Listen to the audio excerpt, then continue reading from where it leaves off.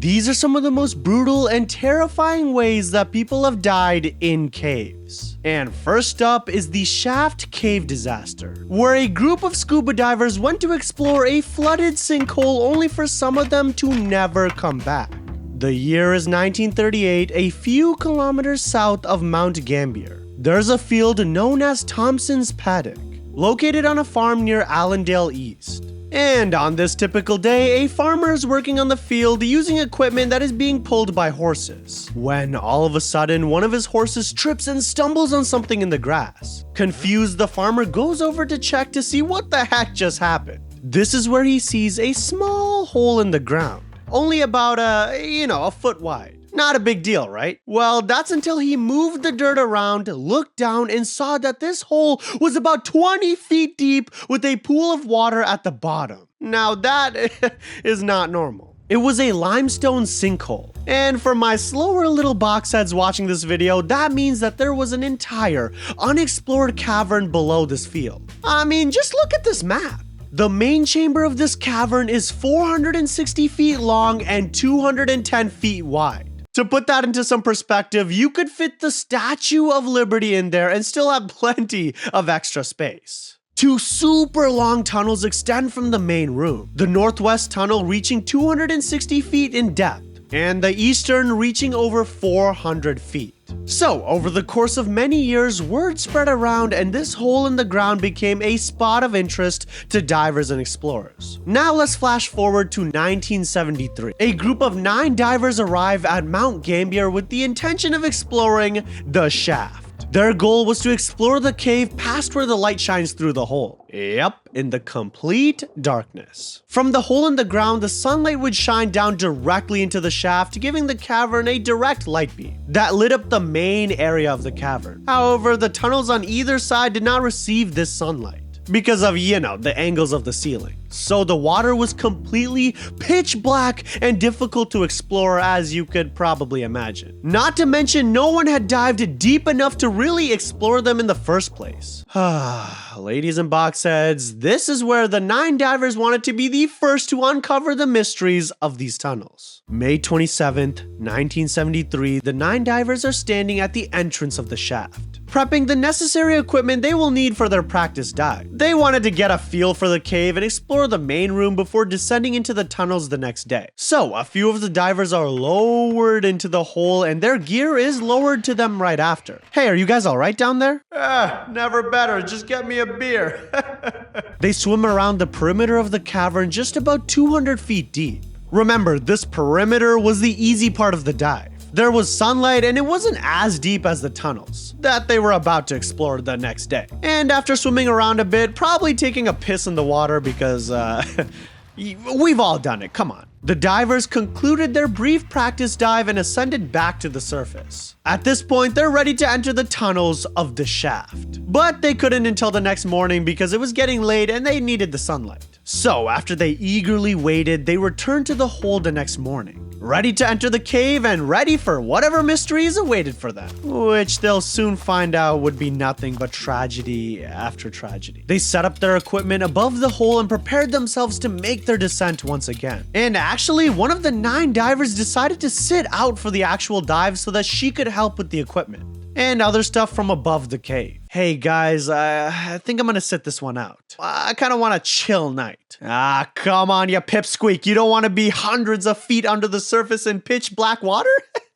So they were now down to 8 divers, whose names were John Bockerman, Peter Burr, Larry Reynolds, Gordon Roberts, Robert Smith, and 3 siblings, Christine Millot, Glenn Millot, and Stephen Millot. Now, none of these divers that I just named were rookies or even unfamiliar with diving. They all had at least a few years of experience, with some of them even being considered experts, but not in caves. And especially not in a sinkhole like this. Anyway, the 8 divers are all lining up at the entrance, ready to finally explore the shaft. One by one, they're lowered down into the hole.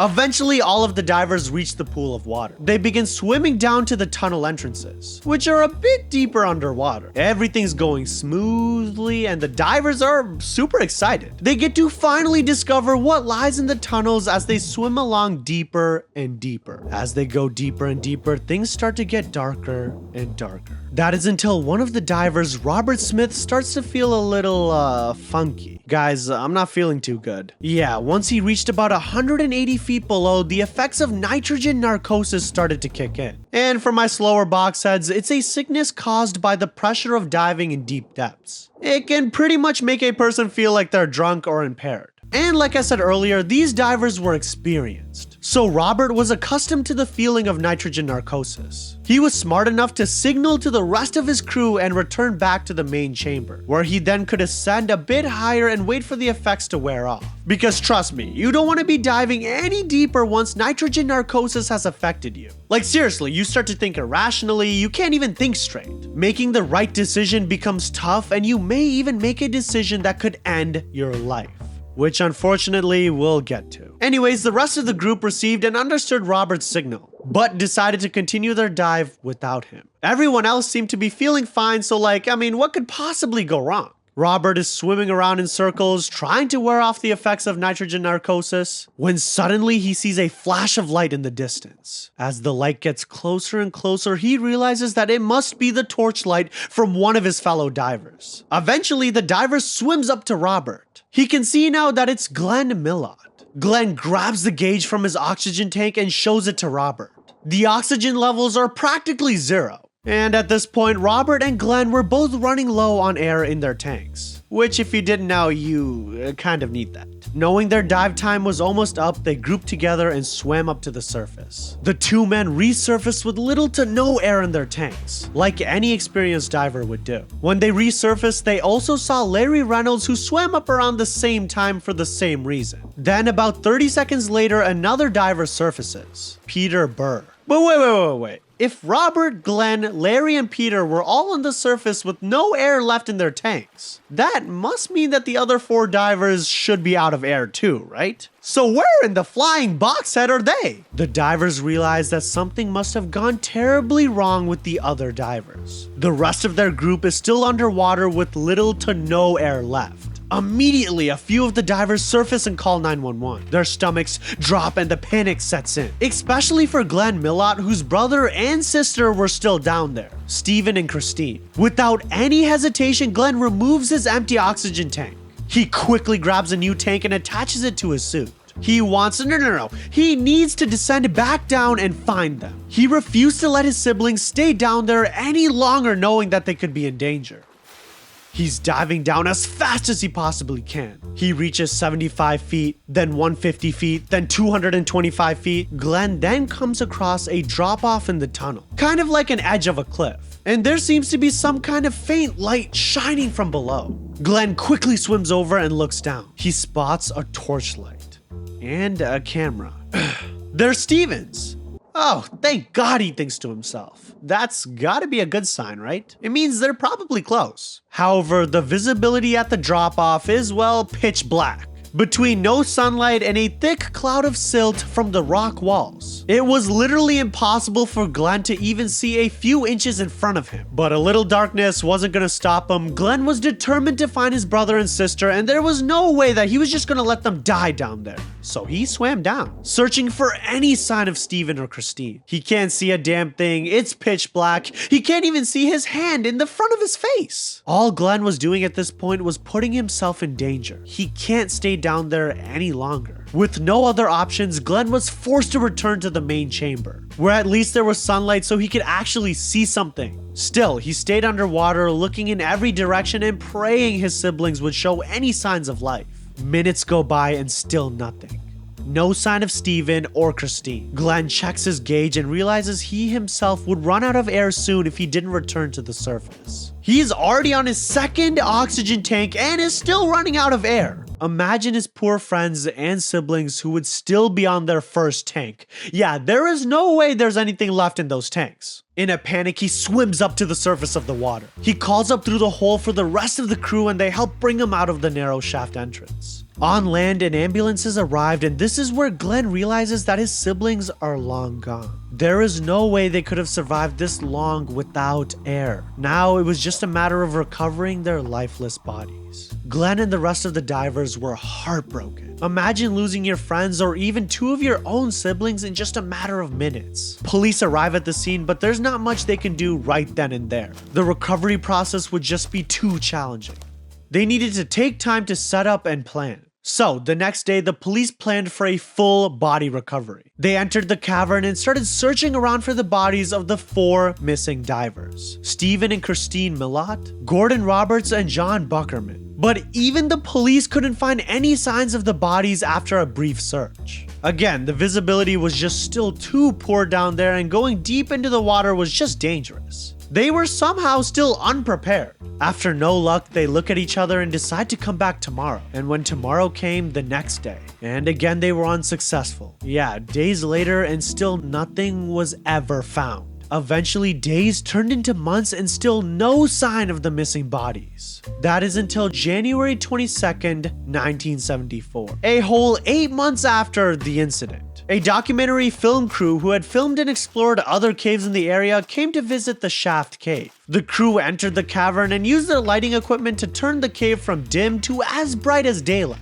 In, preparation to film their documentary. So bright actually that when one of the film technicians looked at his 2 crew members, he saw what seemed to be a third person in the distance. They were only swimming about 50 feet down. And like you'd imagine, the film crew was pretty freaked out by this and went to swim over to investigate. They took a closer look at this person and quickly realized that this guy was not alive. It was a dead body in a wetsuit stuck under a narrow ledge. Jeez, that seems like something straight out of a horror movie, man. Freaked the hell out, the film crew left the shaft and called the police, telling them exactly where they saw the body. That body that they found was soon to be discovered as Stephen Millot, who was found just 50 feet deep in the water stuck between a ledge. So now you're probably wondering, where the hell are the other bodies? We're still missing 3. Well, the landowners hired a team of professional divers to go and find Christine, Gordon, and John. And thankfully, it actually worked this time. They discovered the bodies of Christine and Gordon together. They were both about 185 feet down in the tunnel. John's body was discovered about 20 feet deeper beneath a ledge. But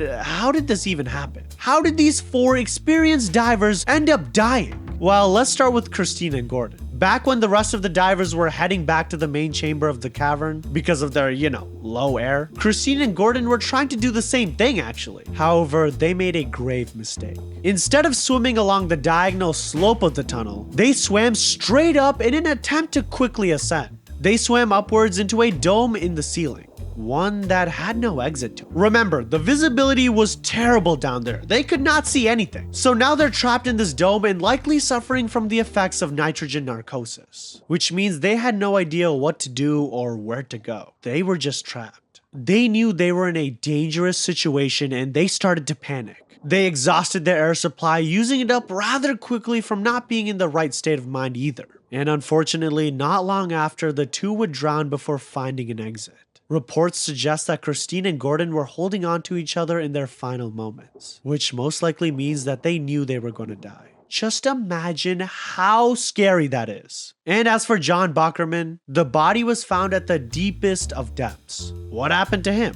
Well, actually, the surviving divers recall seeing John swimming kind of confidently in the complete wrong direction. He was also likely under the effects of nitrogen narcosis and had no idea he was swimming down further and further, literally right to his death. John died underneath a rock ledge about 250 feet down in the water. And finally, the body of Stephen Millot, who is found the closest to the surface. Now, little is known about Stephen's death, but reports suggest that Stephen allowed himself to float to the ceiling of the tunnels by using a buoyancy device on his suit. As he floated upwards, he climbed along the walls, hoping that he was headed in the right direction. And he was actually, considering he was found at the highest depth out of everyone. But it's assumed that his air ran out before he was able to escape the water. And guys, this video only gets worse. Next up, we have the Veriofkina Cave incident, where a curious cave explorer decided to enter the world's deepest cave all by himself.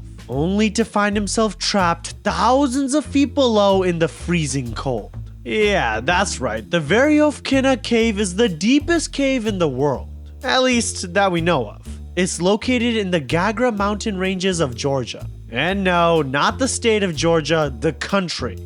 You silly little boxhead. And guys, the cave's official depth is 7,247 feet. That's like really, really deep. Imagine being that deep in something.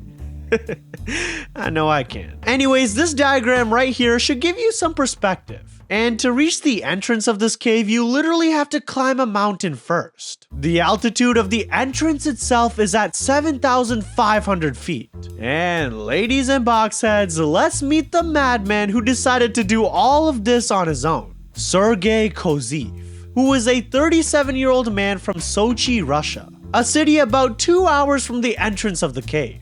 He was a frequent explorer who loved the outdoors and often went on solo expeditions. On November 1st, 2020, Sergei said goodbye to his wife and children, telling them that he was going on another one of his solo expeditions. However, he did not tell them where exactly he was going. He packed all of his equipment, including plenty of maps and documents that he spent a year gathering and planning for. He knew this expedition wouldn't be easy, but that didn't really stop him. He left Russia and started heading for Georgia, ready to climb the Gagra mountain range to eventually reach the entrance of the cave. The mountain climbing was the easy part of this expedition. With him though, he brought an ice axe and crampons.